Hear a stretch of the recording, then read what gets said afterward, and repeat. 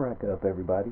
What is up today? I am CJ, and I am here to talk to you a little bit about Guardians of the Galaxy. Sorry, Marvel's Guardians of the Galaxy. I don't know how many of these videos we will be doing, but if they're popular, we'll try to keep cranking them out. Anyways, I've been playing Marvel's Guardians of the Galaxy, and I have been having an absolute blast. Alright, so I am going to keep this as short as I can. Well, I already prefaced it by saying I'm having a lot of fun with the Guardians game. One of the first things you ask yourself, whether a game is good or not, is it doing its job? It's a game. Is it fun? This game is a blast to play. So if you are looking forward to Marvel's Guardians of the Galaxy to have fun, here is a fun ass game. So anyways, I have boiled this down to 5 different points. The first point I am going to make is gameplay. Alright, so gameplay, obviously that's the biggest section of this, so I have that even further broken down. First part of gameplay is the controls. Alright, I'm happy to report the controls are smooth, they're responsive, but they are a bit robust and complex. If you are the type of person that doesn't like keeping track of a lot of different buttons, you might get lost a little bit. There's always the menus that you can kind of go into and look and recheck what the controls are. But I personally like a robust control system, because especially in a superhero game, because it typically allows for greater variety in moves.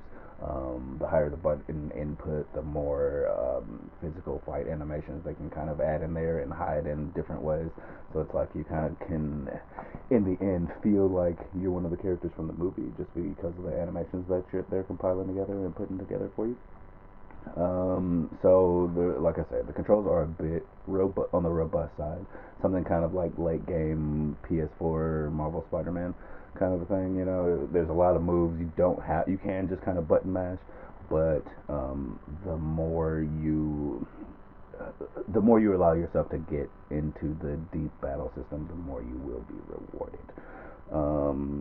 So on from there, the rest of the sections of gameplay are kind of like key gameplay components, and that is dialogue, combat, and exploration. So I'm going to talk a little bit about the dialogue. It's very well written, to say the least. It's one of the best aspects of the game completely. If I'm being honest, the constant banter between characters back and forth as you're just kind of walking anywhere through the ship. There's rarely a dull moment. I even watched a Twitch streamer play this, and they left. They were sitting in the ship. They just had Peter Quill standing there, and they had to go to the bathroom and take care of some stuff. They were gone for like 3 minutes, and the characters on the ship just kept talking. The dialogue did not loop at all. It just continued. They're just having natural conversations, and a lot of times as you're just walking through the stage or through the Milano or just through this game, they'll just be in casual conversation, whether they be there or not, whether it be over radio. And then oftentimes you'll get a button prompt. If it's on Xbox, it's the X button, to join into this conversation, and then you can kind of say things and steer the conversation in either a more productive place or just a more interesting place for you, or pick a side, or or continue to be silent and let them continue talking as well. It doesn't. I've heard the criticism. Is it just gonna feel like they're kind of canned words all the time, or the pre-recorded speech that you're gonna get tired of by the end of the game? I'm happy to say that at times this does happen. A lot of times, some of the pre-recorded responses that are attached to some of the special moves that the characters have. Sometimes those are a little bit samey, but it's mixed up with so much other recorded dialogue that it rarely became a problem for me personally. And the dialogue goes a long way, because as you're allowed to partake in these conversations and constantly hearing them, it just makes it feel like you are part of this team. And in the end, that's what a Guardians of the Galaxy game should do. Alright, the third section of gameplay we'll talk about is combat. How does the combat feel? Well, that's kind of with the controls. It feels smooth. I feel like I would say it feels suitable, because it's nothing that wowed me as far as combat goes. It's nothing that's super different or super like outside of the box, but it is something that is fun. I found it fun, and I was actually shocked by how much of this. There's a lot of combat in this game, and when there is combat, there's a lot of it. Um, but I was shocked at how much of this game isn't combat, and I don't mean that in a bad way. I just mean that it's like an hour in before you even maybe like 45 minutes in before you kind of like encounter your first enemy and really are like fighting your way through stuff. But by no means is that first hour boring. They're keeping you busy. You're just kind of strolling and getting inducted into the story more or less. But the combat, yeah, like I said, it's suitable, and it's fun, but it's nothing mind blowing. Sometimes there's a lot as far as combat goes. You're controlling Peter Quill for the most part, and as you control him, you hit a button which brings you into Guardians mode, and then the face buttons pop up, and you can choose one of the four teammates that you have: Rocket, Groot, Drax, or Gamora. They're attached to the four face buttons on the controller.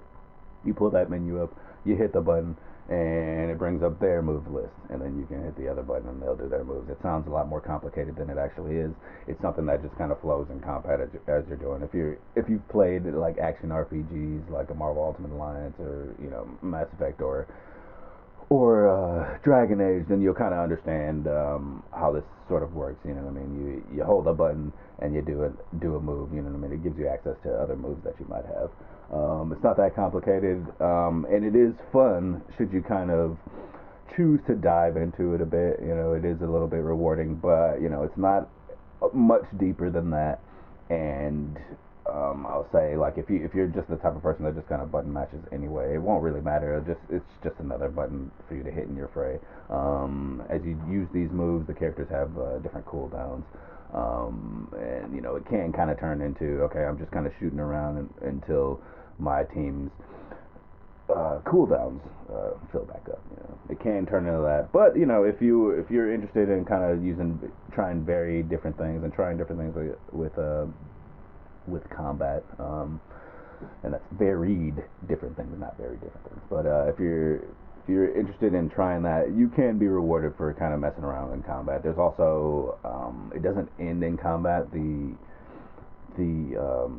interconnectivity between the group, your use of the group and their moves doesn't end in combat. You can also use that for various puzzles throughout the world that present themselves, which I thought was very cool because it's still in a Guardians game. You still kind of want to play with everybody, and this way it kind of makes it feel like you are indirectly kind of controlling the entire team. The last section I have here is exploration. The story itself, it's not a Mass Effect type of game. It's more in line with Telltale Games type of game. Something that you are, it's very story heavy, but you have input that can change the story based on conversations and different choices that you make. But it's a much linear experience. So when it comes to exploration, the levels kind of make you feel like you're on rails a bit, but there are branching pathways. You can kind of branch to the left or right, or in some instances, and go off and search and discover outfits or upgrade materials or things like that. The game is rewarding in that sense. Not in the sense that you can go off and get lost for hours, but in the sense that you can go off and get lost for like minutes, and then come back to the story, which is. But I did find anytime there's a branching pathway that it's usually worth my while, and there's usually something hidden over there for the game to show me. Alright, so next section we're talking about is graphics. Not much to say. Look at a trailer. The game graphically looks amazing with some of the best facial animations I've ever seen, and lip sync as well. It looks great. It's a great looking game. One of the best looking games of the entire year. I'm happy that I have a Series X to play it on. It looks great. Like I said, just look it up. It looks amazing. Yeah. But little thing I forgot, I'll add this in graphics, because I did forget to put this in controls of gameplay. It is at this time, it came out on the 26th of October. At this time it is still a bit buggy. There are times when I've been dashboarded on the Xbox or kicked out of the game, you know. And a couple of little outfit bugs that I've seen. You know, I've seen Drax's knives shoved through his own chest as he's just sitting there with his arms crossed. You know, but you know, it is a little bit buggy in my experience. Obviously, that's something that will be patched out. But of course, you know, if you're gonna spend $60 on a game, you want to know, hey, listen, there are a couple of bugs in this. I have been kicked out of the game has crashed on me more than once. Not much more than a couple times, but it has done that more than one time to me. All right, sound. This is one of the best sounding games I've played. As far as sound design goes, it's very polished and it's done very well. From the dialogue to the score, to one of the other selling points of this game, the soundtrack.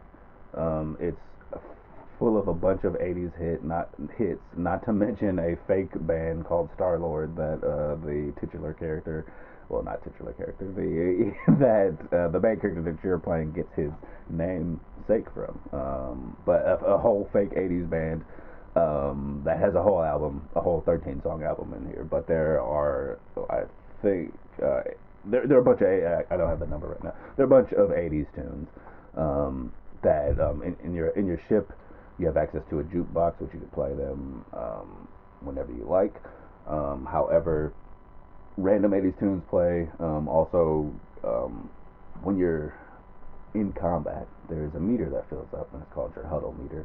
And if all your guardians are dead or they're dying, or your health is low, and you know you need to get back in, you can hit. Well, on Xbox it's LB and RB, but you hit the corresponding button, and you'll activate your Huddle Meter. And what triggers like a little mini cutscene. The guardians run up to you, and you know, they're usually talking about, you know what I mean, how worn down they are from the fight, and you have two choices. You have to pep them up, and you get two dialogue choices. They're usually pretty easy, but sometimes they're a little bit tricky.